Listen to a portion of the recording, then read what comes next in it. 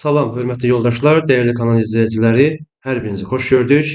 Bu dəfə 20 variantlı sınaq imtahan kitabından 4-cü sınaq imtahanının suallarını izah etməyə çalışacağam. Və gördüyünüz kimi bu sınaqda mövzular kompüterin aparat təminatına, kompüterin proqram təminatına və əməliyyat sisteminə aiddir.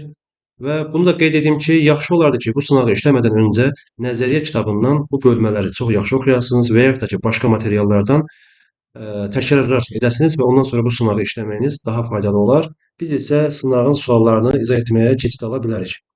İlk sual bu şəkildədir. Tətbiqi proqram təminatına aid olanları müəyyən edin.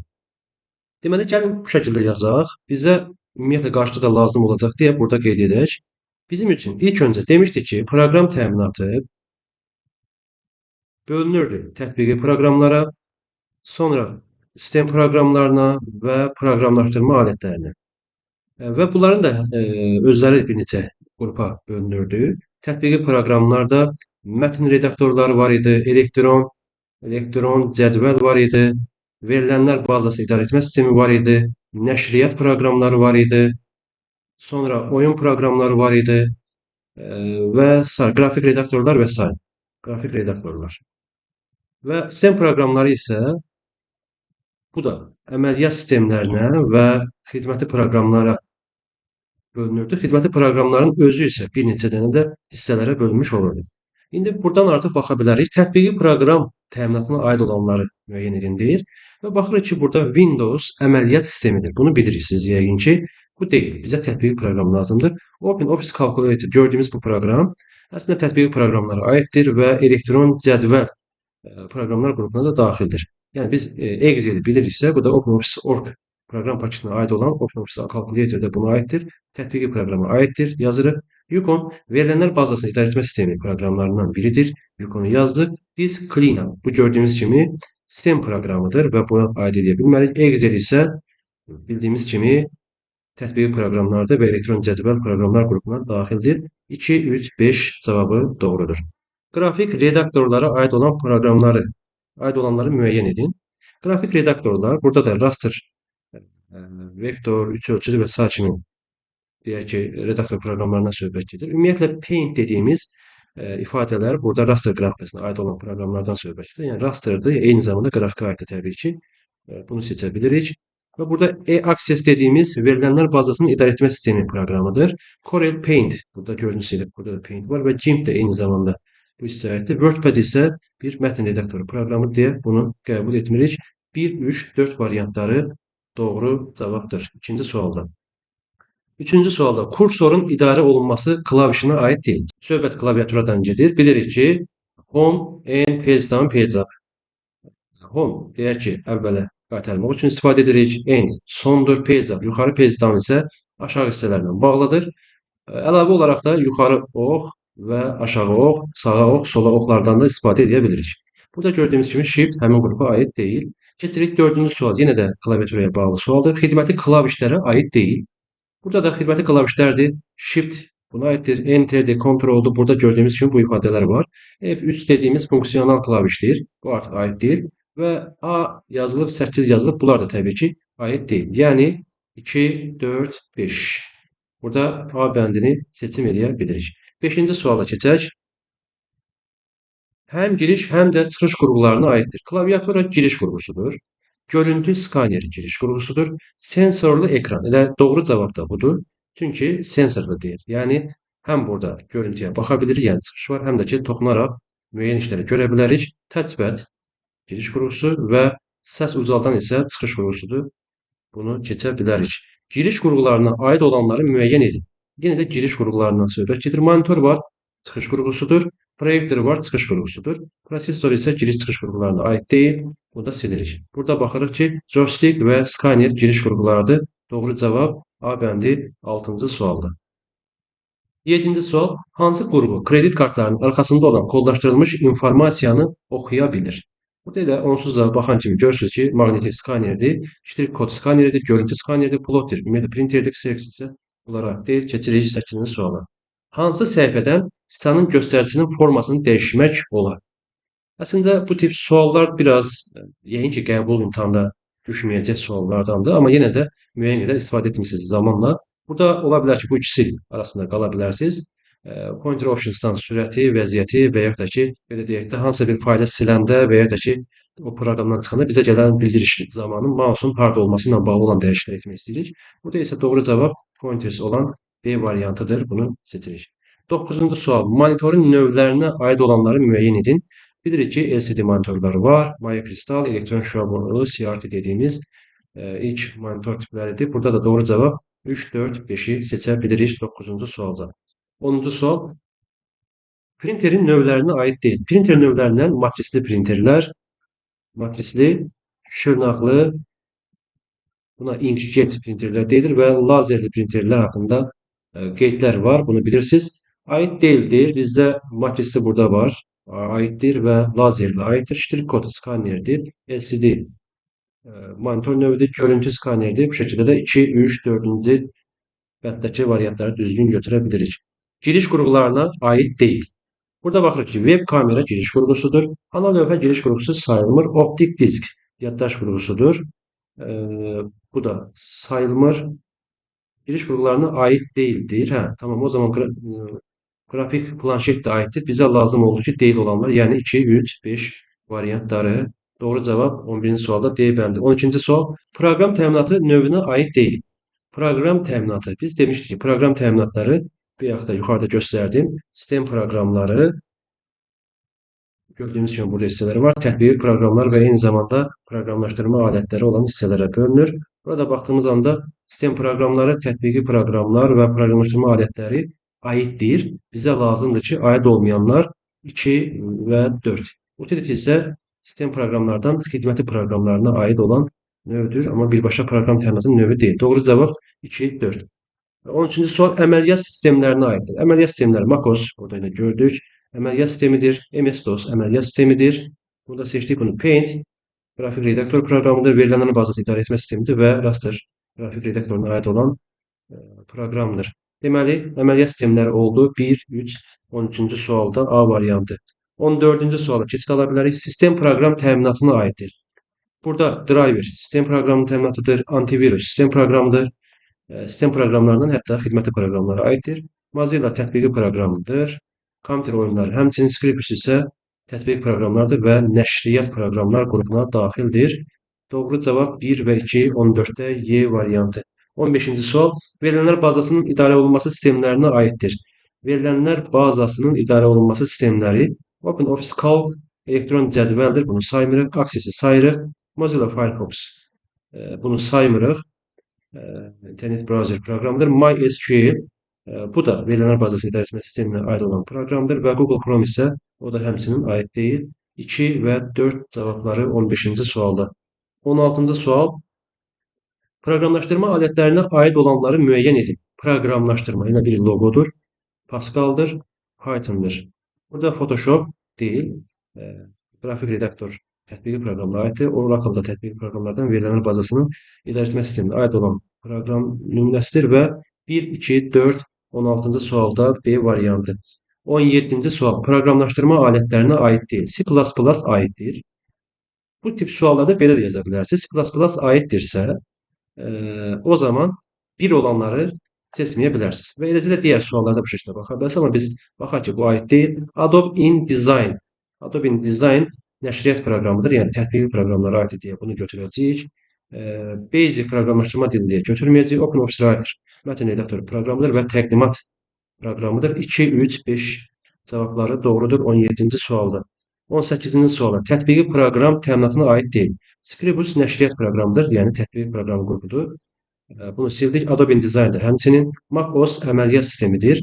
Basic proqramlaşdırma dilidir. Bunu da götürürük. Yəni sistem proqramıdır. Linux sistem proqramıdır. OpenOffice isə təqdimat proqramıdır. 3, 4, 5 variantları olan cavabı seçdik. 18-ci sual. 19-cu sualda fərdi kompüterin növlərinə aid olanları müəyyən edin. Masa üstü, diz üstü, sensorlu ekran yoxdur, lazerli və planşet. 1, 2, 5 cavablarını seçə bilərik 19-cu sualda. Keçid alaq 20-ci suala. Windows əməliyyat sistemində mümkün olan fayl adlarını müəyyən edin. Bu tip suallarda Bilməlisiniz ki, hansı simvolları faylların adında qoya bilmirik Windows əməliyyat sistemində. Bunu yaxşı yadınızda qalması üçün ardıcıllığı bu şəkildə qeyd edirəm. Sol aşağı xətti yazıb bu xəttləri. 3 belə xəttimiz var. Kiçik T işarəsi, böyük T işarəsi. Ulduz və sual işarələrini burada qeyd edirik və qoşa nöqtə dırnağı istifadə edirik. 1, 2, 3, 4, 5, 6, 7, 8, 9 bu simvolları faylların adında qoya bilmirik. İndi burada baxırıq ki, fayl adları müəyyən edin. Mümkün olanları soruşur. Mümkün olmayanlara baxsaq, burada həmin xətt var deyə 3-ü silirik və eyni zamanda burada qoşa nöqtə var deyə 4-ü silirik. 3, 4 olanları silsək, elə yerdə 1, 2, 5 qalır. Yoxlayıb bir daha baxa bilərsiniz. 21-ci suala keçid alıram. Video fayllara aid uzantıları müəyyən edin. Video fayl. AVI video fayl uzantısıdır. Buna genişlənmə, tip, format və s. kimi deyə bilərik. PowerPoint-a aiddir. Bunu silirik. FLV də həmçinin ona aiddir. JPEG şəkildir. MPEG yenə bu da video faylıdır. PNG isə bu da şəkil genişlənməsidir. 1, 3, 5. 21-ci sualda doğru cavab B bəndi. 22-ci sual. School.exe adlı faylı C diskindəki, C diskindədir, bəli, hər bir C diskindədir və qoşa nöqtələr xəttləri var. Testlər qovluğunun içərisində yaradılmış. Yəni C diski, deyək ki, bu C-dir. Bunun içərisində testlər qovluğu var. Bu qovluğun içərisində yaradılmış sinif və bu sinifin də içərisində həmin faylın tam adı necə olacaq? Həmin fayl da budur. Exe. Burada gördüyümüz kimi faylın uzantısı səhvdir. Bunu əvvəldən silə bilərik və ardıcıl baxsaq C diskinin içərisində testlər olmalıdır. C-ni, D-ni silə bilərik. Bəli, silə bilərik. Sonra burada testlər, amma sinif qovluğu yox deyə bunu da silirik. Elə A variantı qaldı. Baxırıq ki, C diski içərisində testlər qovluğu, onun da içərisində sinif qovluğu və sinif qovluğunun içərisində isə həmin bu fayl qeyd olunub. 22-ci sual A variantı. 23-cü sual. Kompüterin parametrinə əsasən onun əməli yaddaş bildiyimiz kimi RAM-dır. Buna bəzən operativ yaddaş da deyilə bilər. RAM-dan söhbət gedir və burada da RAM-ın adı qeyd olunub. RAM-a aid olan növ var burada. DDR4 burada qeyd olunub və 32 GB 32 GB 23-cü sualdır. Həcmi GB, bəli, 32-ni seçmiş ola bilirik burada. 24-cü sual. Hansı ifadələr doğrudur? Prosesorun tak tezliyi hertzlə ölçülür, doğrudur. Keş yaddaş kompüterin sərt diskində yerləşir.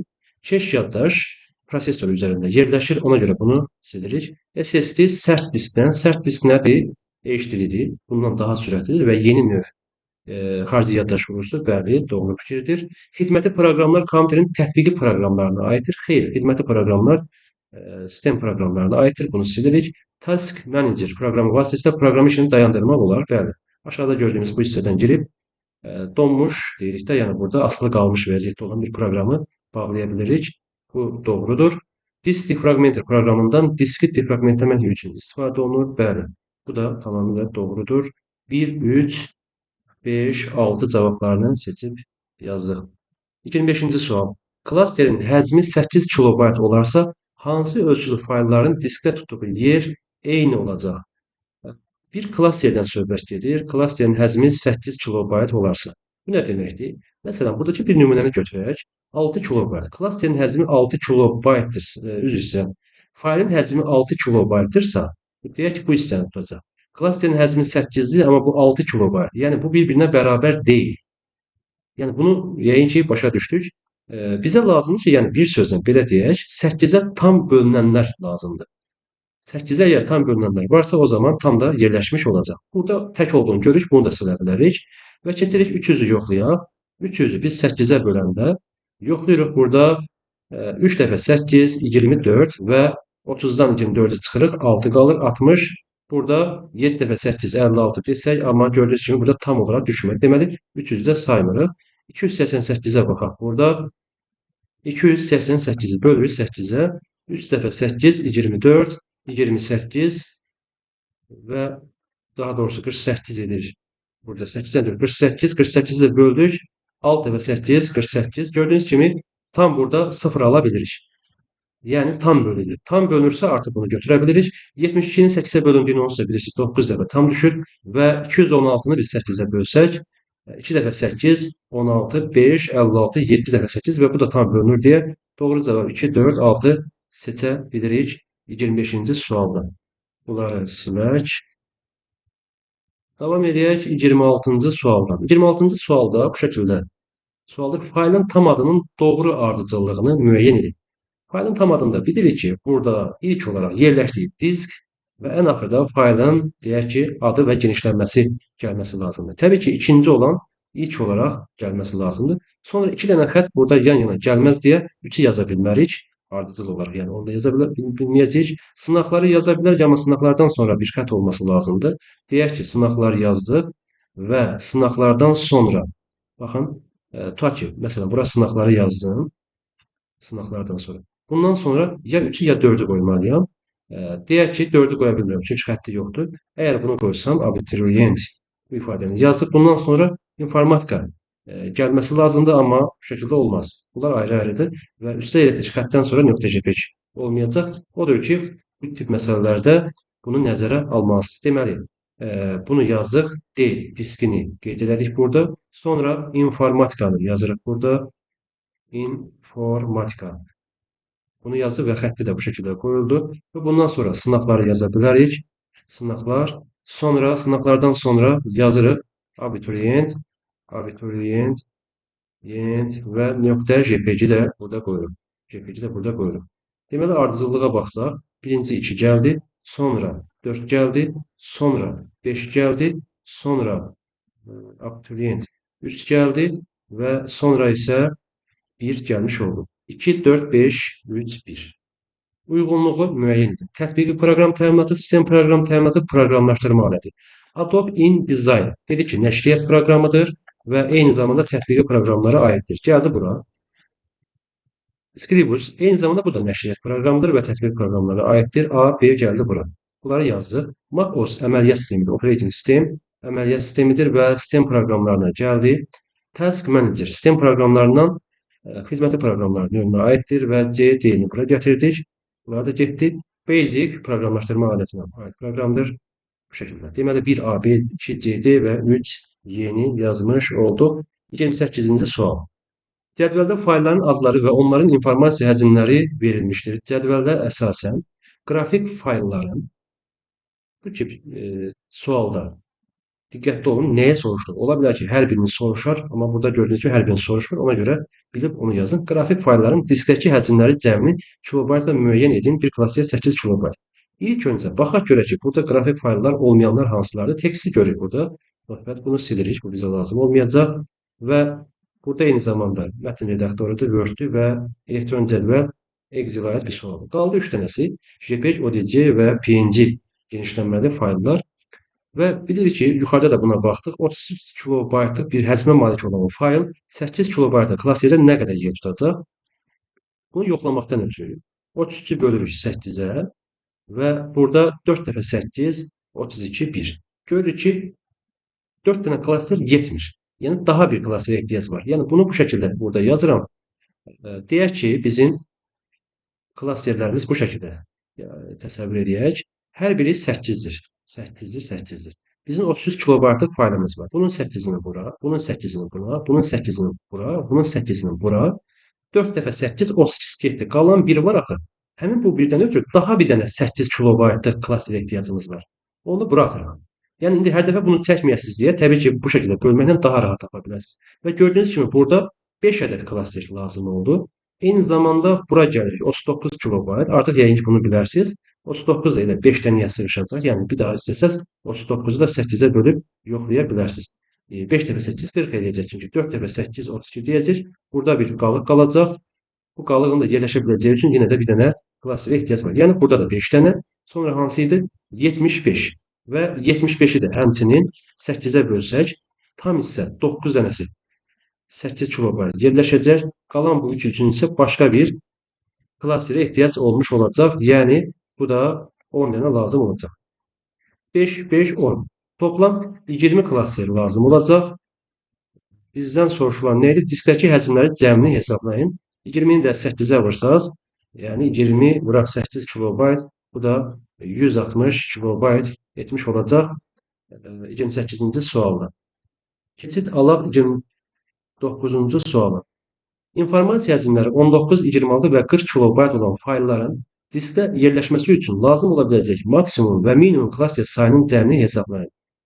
1 kilobayt, yəni x elə deyək, birdən böyükdür, 21-dən kiçikdir və belə bir şərt var ki, klasterin həcmini ifadə edir x və tək ədəddir. İndi x-in birdən böyükdür, amma tək ədəd olması üçün 2 olsa 2 birdən böyükdür, amma tək ədəd deyil deyə minimum 3 ola bilər. Bunu belə yazaq. Minimum 3 kilobayt. Maksimum baxaq.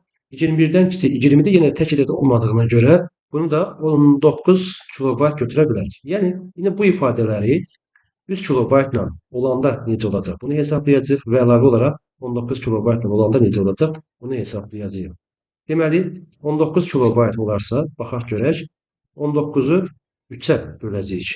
6 dəfə 3, 18 və bir dənə artıq bizə klasterə ehtiyac var. Bizə nəyə soruşur? Klaster sayını, sayının cəmini. 19-da 7 dənə lazım oldu. Və gəlirəm 26-ya. 26-da olarsa 26-nı yenə 3-ə bölsək, 8 dəfə 3, 24, 2 qalacaq deyə təzədən bir dənə 9 dənə burada lazım olacaq. Və ən nəhayət 40-a gəlsək, burada da 40-ı 3-ə bölürük. 40-ı 3-ə bölürük. 13 dəfə 3, 39. Yenə 1 üçün daha bir dənə klasterə ehtiyac var. Yəni 14 dənə.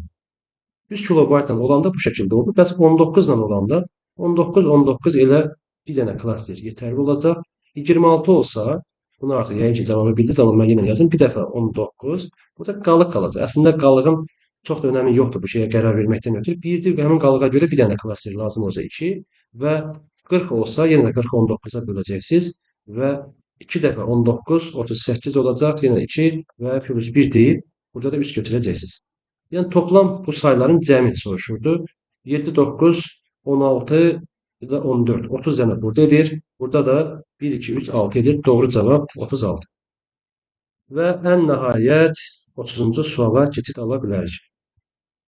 Həcmi 1 megabayt olan diskə informasiya həcmi 26 kilobayt olan ən çox neçə fayl yerləşdirmək olar və neçə klasterdə boş yer qalmaz?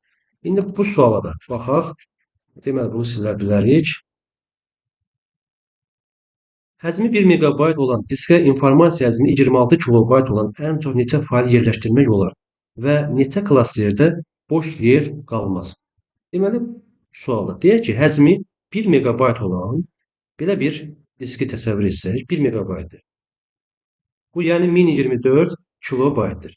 26 kilobayt faylın həcmidir, amma klasterə görə gedir. Bunu bilirsiniz ki, yəni disklərdə klasterə görə yerləşmə varsa bunu nəzərə alacaqsınız və deyək ki, burada 26 kilobaytlıq olan fayl 26 kilobaytlıq mı yer tutur, onu klasterə görə qərar verəcəyik.